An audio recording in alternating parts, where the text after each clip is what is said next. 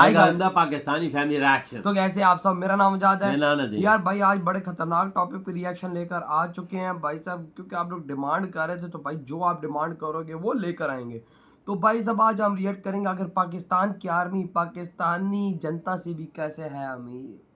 हाँ क्या बोल रहे हो? चलो देखते हैं यार, है वाकया बात हमारी सच्ची भाई, ये तो रियलिटी पे जनता तो गरीब ही है भाई। वही तो दो वक्त की रोटी भी खाने के लिए भी कुछ सही कहा। तो 7 लाख की आर्मी कैसे है 25 करोड़ जनता पर भारी। तो भाई साहब वॉच करते कड़ान करते स्टार्ट। पाकिस्तानी मिलिट्री दुनिया की one of the richest company हो सकती है। क्या बकवास। एक ऐसा देश जिसके पास कुछ समय पहले चाय इंपोर्ट करने के लिए भी पैसे नहीं थे, लोग गुब्बारों में भर भर कर गैस ले जा रहे थे और थोड़े से आटे के लिए ट्रक के पीछे दौड़ रहे थे। उस देश की मिलिट्री कितनी अमीर है और कितनी पावरफुल है ये जानकर आपके होश उड़ जाएंगे। पाकिस्तान की सबसे बड़ी real estate company Pakistani military own करती है। पाकिस्तान की सबसे बड़ी fertiliser company Pakistani military own करती है। सबसे ज्यादा स्कूल्स पाकिस्तानी मिलिट्री ओन करती है और उनका टोटल सालाना रेवेन्यू हमारे रिलायंस या अडानी ग्रुप से भी ज्यादा है। पाकिस्तानी आर्मी को एक काफी इंटरेस्टिंग नाम दिया गया है। It is called a state with in a state. क्यों? क्योंकि पाकिस्तानी मिलिट्री लोगों के लिए नहीं, प्रॉफिट के लिए काम करती है, पैसा कमाती है और वो पैसे अपने ही ऑफिसर्स में बांट देती है। ये हम नहीं, पाकिस्तानी मिलिट्री एक्सपर्ट्स कहते हैं। ये हुआ कैसे और इससे भारत को क्या फर्क पड़ता है, चलिए जानते हैं आज के इस वीडियो में। ये है हमारी सीरीज पाकिस्तान एक्सप्लेन, जहां हम हमारे कॉम्प्लेक्स नेबर पाकिस्तान को समझने की कोशिश करेंगे, लेकिन एक इंडियन पॉइंट ऑफ व्यू से। अगर आपको इस वीडियो से वैल्यू मिलती है तो इस चैनल को सब्सक्राइब करना ना भूलिए। ये आपके लिए तो फ्री है, लेकिन इससे हमारी बहुत हेल्प होती है। लेकिन वीडियो स्टार्ट करने से पहले let me tell you about the sponsor of today's video, coding invaders, जिनका मिशन है भारत के यूथ को फ्यूचर प्रूफ बनाना, ताकि हम हमारे पर्सनल लाइफ के साथ साथ आने वाले इकोनॉमिक चैलेंजेस के लिए भी तैयार हो। अगर आपका बैकग्राउंड टेक में नहीं है और आपको कोडिंग का सी भी नहीं आता तो नो प्रॉब्लम। कोडिंग इन्वेडर्स का डेटा एनालिस्ट कोर्स ऐसे ही लोगों के लिए बना है जो एक नॉन टेक बैकग्राउंड से आते हैं। अगर आप एक फ्रेशर हैं या आपके करंट जॉब प्रोफाइल से खुश नहीं है और कुछ नया और फ्यूचर प्रूफ ट्राई करना चाहते हैं, देन ट्राई कोडिंग इन्वेडर्स। इनका job guarantee batch Amazon, Philips, ZTV, Deloitte जैसे कंपनीज में काम करने वाले इंडस्ट्री एक्सपर्ट्स ने डिजाइन किया। कोडिंग इन्वेडर्स आपको देते हैं 1-on-1 mentorship and career assistance, जिससे आप सीख पाएंगे कि लिंक्डइन पर प्रोफाइल कैसे बनाते हैं, अपने सीवी को कैसे स्ट्रॉन्ग करते हैं। कोडिंग इन्वेडर्स के मॉक इंटरव्यूज के साथ आप आपकी ड्रीम जॉब के लिए प्रिपेयर कर सकते हैं। कोर्स खत्म होने पर आपको एक इंटरनेशनल सर्टिफिकेट भी मिलता है जो आप आपके फ्यूचर एम्प्लॉयर्स को दिखा सकते हैं। What's more, हमारे लॉयल व्यूअर्स के लिए एक खास ऑफर है। AN27 कोड यूज करने पर आपको मिलेगा 27% का डिस्काउंट। सो हरी अप, आपके करियर को एक टेक बूस्ट दीजिए। Click on the link in the description for job guarantee batch. Chapter 1, Pakistani military की ताकत। चलिए सबसे पहले जानते हैं कि पाकिस्तान की मिलिट्री स्ट्रेंथ क्या है। पाकिस्तान जीडीपी की बात की जाए तो पाकिस्तान पूरी दुनिया में 42nd रैंक पर है, लेकिन एट द सेम टाइम जब मिलिट्री पावर की बात की जाए तो पाकिस्तान 7th रैंक पर आता है। To put things in perspective, Pakistan का ranking France, Australia, Italy, Israel जैसे देशों से भी हाई है। ऐसा क्यों? क्योंकि पाकिस्तान की मिलिट्री पाकिस्तान की सबसे पावरफुल ऑर्गेनाइजेशन है। चलिए कुछ नंबर्स को देखते हैं। पाकिस्तान के पास इन टोटल 5,60,000 जवान है। पाकिस्तान के पास 2000 से ज्यादा टैंक्स, 4000 से ज्यादा artillery guns, 425 combat aircrafts, 9 submarines और 8 कॉम्बैट केपेबल एयरक्राफ्ट्स। चाइना के साथ मिलकर उन्होंने शाहीन 2 नाम का एक लॉन्ग रेंज मिसाइल डेवलप किया है, जिसकी रेंज है 2000 किलोमीटर। पाकिस्तान न्यूक्लियर वॉरहेड्स को शॉर्ट रेंज में यानी 50 to 100 किलोमीटर्स की रेंज में यूज कर सकता है। इन सारे एरियाज में भारत के नंबर्स पाकिस्तान के मुकाबले काफी ज्यादा है और इनके बारे में हमने एक डिटेल्ड वीडियो भी बनाया है जो आप यहाँ पर देख सकते हैं। यहाँ इंडियंस को खुश होने की जरूरत नहीं है, क्योंकि चाइना की आर्म्ड फोर्सेस पाकिस्तान की जिगरी दोस्त है और चाइनीज आर्म्ड फोर्सेस काफी ज्यादा टेक्नोलॉजिकली एडवांस्ड है। भारत को एक बहुत ज्यादा एडवांटेज है कि हमारे सोल्जर्स डिफिकल्ट टेरेन में लड़ाई लड़ चुके हैं और जीत भी चुके हैं। वेराज चाइना ने आखिरी लड़ाई वियतनाम से लड़ी थी और वो भी 1979 में, जो वो हार गए। लेकिन एक एरिया है जहां पाकिस्तान भारत से काफी आगे है और वो है न्यूक्लियर वेपन्स। ऑफिशियली भारत के पास 140 न्यूक्लियर वेपन्स हैं, जहां पाकिस्तान के पास 150 न्यूक्लियर वेपन्स हैं। एक इंटरेस्टिंग फैक्ट बताए तो 1993 से 2006 के बीच सरकार ने जो भी पैसे खर्च किए उनमें से 20% खर्च आर्म फोर्सेस पर हुए थे। That is 1/5 of the whole budget. That is huge. सोचिए, अगर ये सारा पैसा हेल्थ केयर, एजुकेशन या जॉब जनरेशन में खर्च होता तो पाकिस्तान आज एक इकोनॉमिक क्राइसिस से ना गुजरता। लेकिन ये बात हो रही है उस पैसे की जो पाकिस्तानी सरकार पाकिस्तानी मिलिट्री को देती है। लेकिन पाकिस्तानी मिलिट्री को इस पैसे की बिल्कुल जरूरत नहीं है। पाकिस्तानी मिलिट्री खुद बहुत अमीर है। चैप्टर 2, मिलिट्री इतनी स्ट्रॉन्ग बनी कैसे? पाकिस्तान की मिलिट्री पावरफुल है, हम सबको पता है, लेकिन अब थोड़ी गहराई में जाते हैं। इस वीडियो की शुरुआत में हमने पाकिस्तानी मिलिट्री को a state with in a state कहा, क्योंकि पाकिस्तान एज अ कंट्री एक इकोनॉमिक क्राइसिस से गुजर रहा है, लेकिन पाकिस्तानी मिलिट्री को घंटा फर्क नहीं पड़ता। The reason is their economic backbone. Pakistan एक नाम की डेमोक्रेसी है, यानी यहाँ इलेक्शंस तो होते हैं लेकिन काम वही होता है जो मिलिट्री चाहती है, और प्रूफ पाकिस्तान के इतिहास में ही छुपा हुआ है। पाकिस्तान को फॉर्म हुए 75 इयर्स हो गए, लेकिन उन्होंने 32 साल मिलिट्री रूल में बिताए। General Ayub Khan, general Yahya Khan, general Ziaul Haq जैसे मिलिट्री लीडर्स ने सरकार गिराकर कंट्रोल खुद के हाथ लिया था। एज अ रिजल्ट किसी भी पाकिस्तानी प्राइम मिनिस्टर ने आज तक अपने 5 साल की टर्म पूरी नहीं की है। लेकिन ये सारी बातें हमने प्रीवियस वीडियोस में कवर की हुई है। लेकिन आज फोकस करते हैं कि कैसे पाकिस्तानी मिलिट्री पाकिस्तान का सबसे बड़ा बिजनेस है। फौजी फाउंडेशन पाकिस्तान की सेकंड लार्जेस्ट प्राइवेट कंग्लोमरेट यानी ऐसा कोई ब्रांड जिसके कई सारे अलग अलग बिजनेसेस हो, जैसे कि टाटा जो सॉल्ट से लेकर सॉफ्टवेयर सब बेचते हैं, वैसे ही फौजी फाउंडेशन के अलग अलग सब्सिडरीज पाकिस्तान के अलग अलग फील्ड्स में फैले हुए हैं, जैसे कि फर्टिलाइजर्स, बैंक्स, सीमेंट, पेट्रोलियम, यहाँ तक कि स्कूल्स भी। 50 से ज्यादा अलग अलग कंपनीज पाकिस्तानी मिलिट्री कंट्रोल करती है, जिनका एनुअल रेवेन्यू $26 बिलियन से भी ज्यादा है, और ये नंबर हमारे रिलायंस या अडानी ग्रुप से भी बड़ा है। पाकिस्तानी मिलिट्री का इकोनॉमिक एम्पायर इतना बड़ा है कि टेक्निकली उन्हें सरकारी सपोर्ट की बिल्कुल जरूरत नहीं है। डॉक्टर आयशा सिद्दीकी एक पाकिस्तानी ऑथर और प्रोफेसर हैं। वो अपने बुक मिलिट्री इंक में कहती है कि 2007 में ही पाकिस्तानी मिलिट्री का नेट वर्थ 10 बिलियन पाउंड से ज्यादा था। To put things in perspective, ये नंबर पाकिस्तान में उस साल आए हुए FDI यानी फॉरेन डायरेक्ट इन्वेस्टमेंट से 4 गुना ज्यादा था। आर्म फोर्सेस के पास प्रॉफिट मेकिंग कंपनीज तो है ही, साथ ही साथ बहुत सारा फर्टाइल लैंड भी है।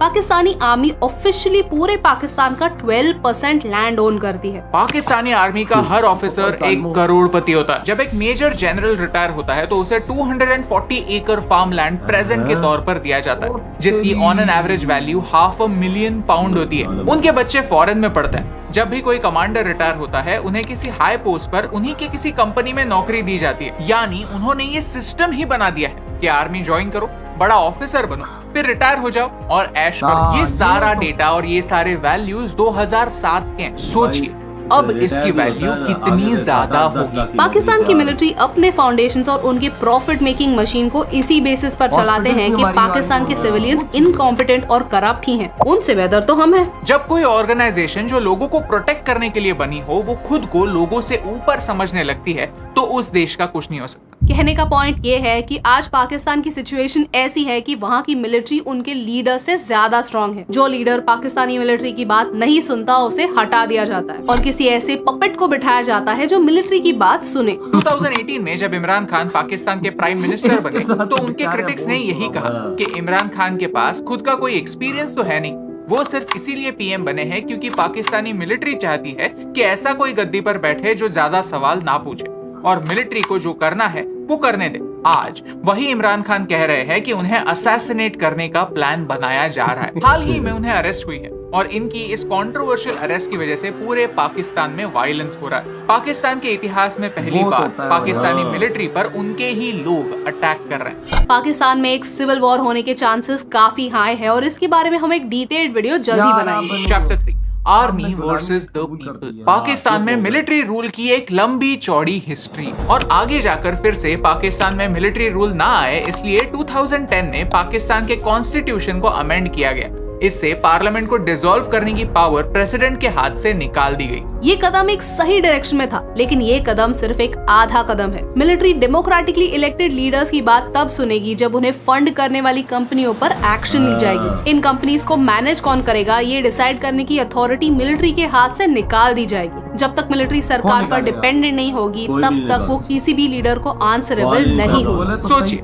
अगर जनता एक सरकार को चुनती है और उस सरकार को अपनी 5 साल की टर्म भी कंप्लीट नहीं करने दी जाती, और ये एक बार नहीं बार बार होता, तो कोई देश आगे कैसे बढ़े? पाकिस्तान का मिलिट्री डोमिनेंस पाकिस्तान के लिए एक विशियस साइकिल बना था। देश में पॉलिटिकल इंस्टेबिलिटी है, इसलिए मिलिट्री रूल है। मिलिट्री रूल है इसलिए बाहर की कंपनीज पाकिस्तान में नहीं आती और पाकिस्तान की प्राइवेट कंपनीज उभर कर ऊपर नहीं आती। तो लोगों की डिमांड्स फुलफिल कैसे होंगी? इसलिए फौजी फाउंडेशन जैसी मिलिट्री फंडेड कंपनीज बड़ी होती है और इकोनॉमिकली स्ट्रॉन्ग बनती है, जिनसे मिलिट्री के हाथ और पावर आ जाती है और इससे पॉलिटिकल इंस्टेबिलिटी कम तो नहीं होती, उल्टा बढ़ती है। पाकिस्तानी मिलिट्री, उनके ढेरों फाउंडेशंस, बैंक्स और उनसे आने वाला पैसा अगर लोगों की भलाई में यूज होता तो शायद आज पाकिस्तान एक इकोनॉमिक क्राइसिस से ना गुजर रहा होता। अगर कोई पाकिस्तानी सेंसिबल है तो वो यही कहेगा कि यस, हमारा फोकस भारत को डिस्ट्रॉय करना नहीं, पाकिस्तान के कोर इश्यूज सॉल्व करना होना चाहिए। और नो, भारत पाकिस्तान पर कभी अटैक कर सकता है, इस डर से हमें मिलिट्री स्ट्रेंथ और बढ़ाने की जरूरत नहीं है। पाकिस्तान को कर्जा ले लेकर वेपन्स खरीदने बंद करने होंगे, फोकस खुद की इकोनॉमी पर करना ही होगा और लोगों के लिए जॉब्स जनरेट करने होंगे जो आर्मी से कोसों दूर हो सकता है कि आने वाले समय में पाकिस्तान के आम लोग ये मैसेज समझ जाए, इसीलिए आज पाकिस्तानी मिलिट्री को बाहर से नहीं, अंदर के लोगों से डर लगता है कि कहीं यही लोग हमारे अगेंस्ट रिवोल्ट ना कर दें और हम हमारे ही लोगों को कंट्रोल ना कर पाए। अगर आपको इस वीडियो से वैल्यू मिली, कुछ नया सीखने मिला तो ये वीडियो खत्म यार। बातें तो बड़ी है, मतलब कि काफी ज्यादा चीजें वो ऑन करते हैं, डायपर प्रोवाइड करते हैं, दलिया, वो किसान दलिया जो बच्चों की चीजें होती हैं वो प्रोवाइड, बड़ी बड़ी चीजें हैं, बहुत चीजें, खाद के कारखाने और चीजें बहुत हैं, घी के कारखाने, मतलब सब कुछ है, सीमेंट A to Z, मतलब समझो कि जो इंडस्ट्री है उसके अंदर उनका है। लेकिन यार मैं तो अमीर ही देख हैरान हो गया कि भाई साल का उनका प्रॉफिट $25 बिलियन, आप अंदाजा और हमारे खजाने में ही नहीं है। नहीं, आप अंदाजा, यानी जो वो प्रॉफिट कमाते हैं वो हमारे खजाने में नहीं आता, वो उन्हीं के पास होता है। वो उसका व्हाटएवर हथियार लेते हैं, वो अपने ऑफिसर्स को देते हैं, वो जो भी करते हैं वो करते हैं। हमारे पास डेमोक्रेसी नहीं है वजह। यार मैं कह रहा हूँ कि अगर हमारी आर्मी चलो इतना ही कमा रही है यार, अगर ये पाकिस्तान के गरीब लोगों पे लगे, मैं कहता हूँ अगर साल का ये $25 बिलियन कमा रहे हैं, कितना कर्जा है? तकरीबन 130 मिलियन, 130 बिलियन है ना, तो 6-7 सालों में कर्जा निकलता है। एक पाकिस्तान ऊंची उड़ान भर सकता है, बिल्कुल, और गुर्बत भी दूर हो सकती है और IMF के नीचे भी नहीं लेटा जा सकता। लेकिन वही बात है ये गरीब लोगों के लिए देख ना, बिजली महंगी, गैस महंगी, आटा महंगा, ये मतलब लोग गरीब जी यकीन मानो इस तरह की वीडियो देखते हैं हमें काफी कुछ नॉलेज मिलता है देखने को, यकीन मानो कुछ बातें नहीं वो, लेकिन वो पता लगती है। लेकिन वही बात है ऐसी कि भाई साहब इधर दुख होता है कि कमाई इतनी ज्यादा करके भी भाई हम लोग को कर्जा अपने नहीं उतार सकते, तो क्या फायदा। अगर डेमोक्रेसी सीखनी है तो इंडिया से सीखो, तो किधर डेमोक्रेसी है? देखा है मोदी जी आज तकरीबन तीसरी बार बैठ गए और मुल्क आज तक 5 साल ही कंप्लीट नहीं करें, आधा रूल मिलिट्री का इस देश के अंदर हुआ है, तो यार हम क्या तरक्की करें।